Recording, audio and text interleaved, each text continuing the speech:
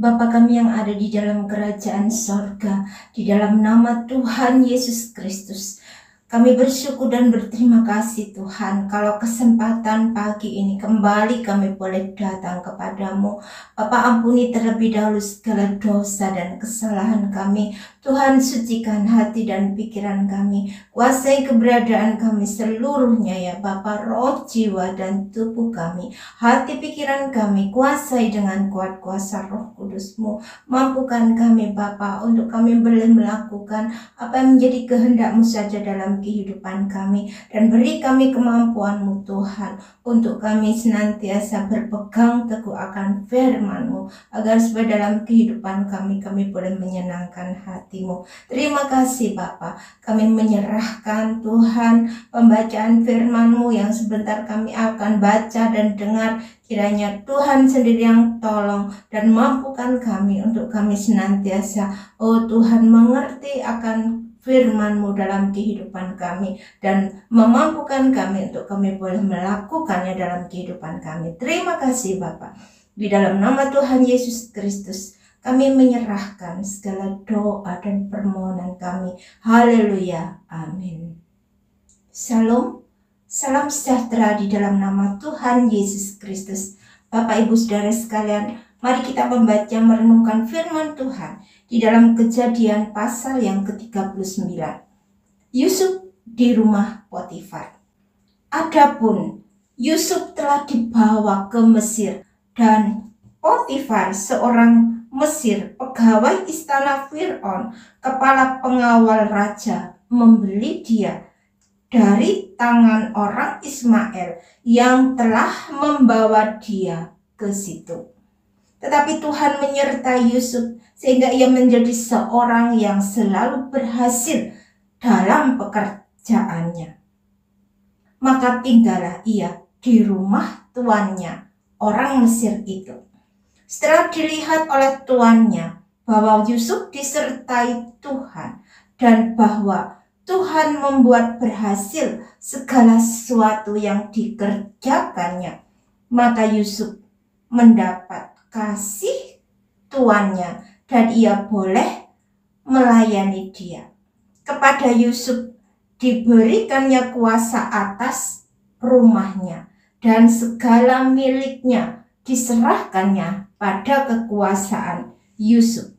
Sejak ia memberikan kuasa dalam rumahnya dan segala miliknya kepada Yusuf, Tuhan memberkati rumah orang Mesir itu karena Yusuf, sehingga berkat Tuhan ada atas segala miliknya, baik yang di rumah maupun yang di ladang. Segala miliknya diserahkannya pada kekuasaan Yusuf, dan dengan bantuan Yusuf ia tidak usah lagi mengatur apa-apapun selain dari makanannya sendiri. Adapun Yusuf itu manis sikapnya dan elok parasnya. Selang beberapa waktu istri tuannya memandang Yusuf dengan berahi, lalu katanya, "Marilah tidur dengan aku." Tetapi Yusuf menolak dan berkata kepada istri tuannya itu, "Dengan bantuanku, tuanku itu tidak lagi mengatur apa yang ada di rumah ini, dan ia telah menyerahkan segala miliknya pada kekuasaanku. Bahkan di rumah ini ia tidak lebih besar kuasanya daripadaku, dan tiada yang tidak diserahkannya kepadaku selain daripada engkau, sebab engkau istrinya. Bagaimanakah mungkin aku melakukan kejahatan yang besar ini dan berbuat dosa terhadap Allah?" Walaupun dari hari ke hari perempuan itu membujuk Yusuf, Yusuf tidak mendengarkan bujukannya itu untuk tidur di sisinya dan bersetubuh dengan dia.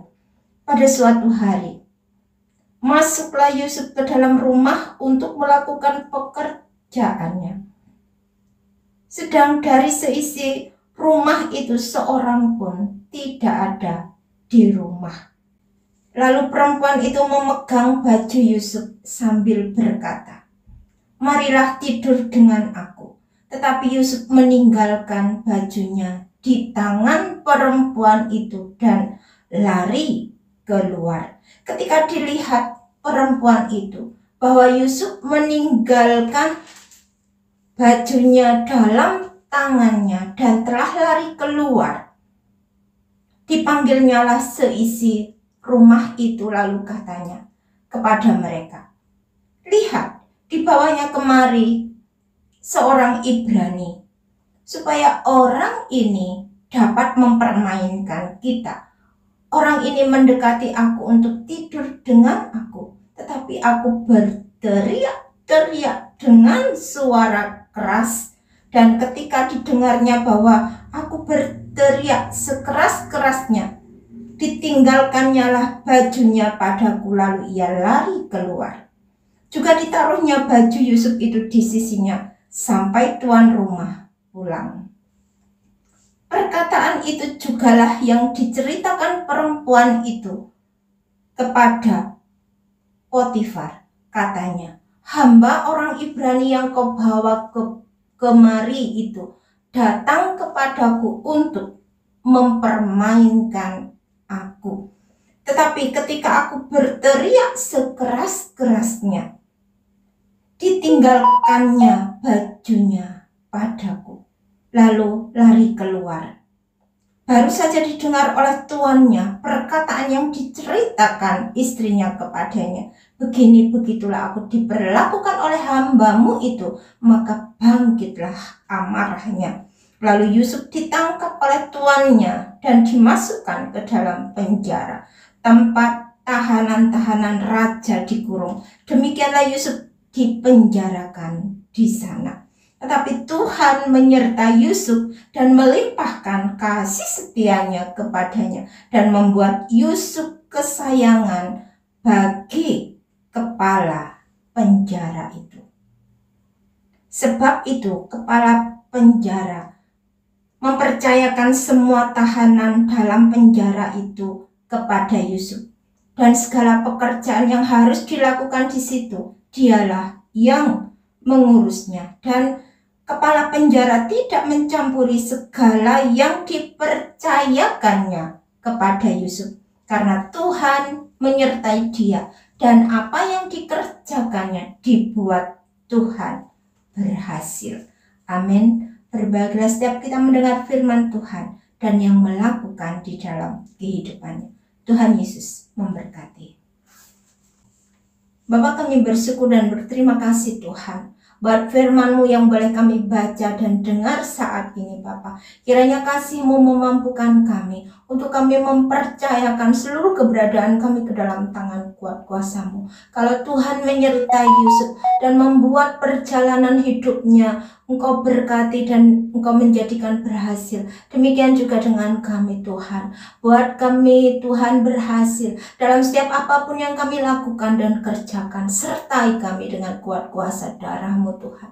Terima kasih Tuhan. Ampuni segala dosa dan kesalahan kami. Tuhan, sucikan hati dan pikiran kami. Kuasai keberadaan kami seluruhnya Bapa. Roh, jiwa dan tubuh kami serahkan ke dalam tangan kuat kuasa-Mu. Sepanjang hari ini Bapa, kami serahkan ke dalam tangan kuat kuasa-Mu. Kiranya di saat kami berjaga-jaga, di saat kami tertidur Tuhan, tolong kami, selamatkan kami, lindungi kami dari segala mara bahaya, pencobaan dan sakit penyakit. Terima kasih Bapa. Ini doa dan permohonan kami yang kami imani dan kami peralaskan hanya di dalam nama Tuhan Yesus Kristus yang menjadi Tuhan dan Juru Selamat kami. Kami sudah berdoa dan mengucap syukur. Haleluya. Amin.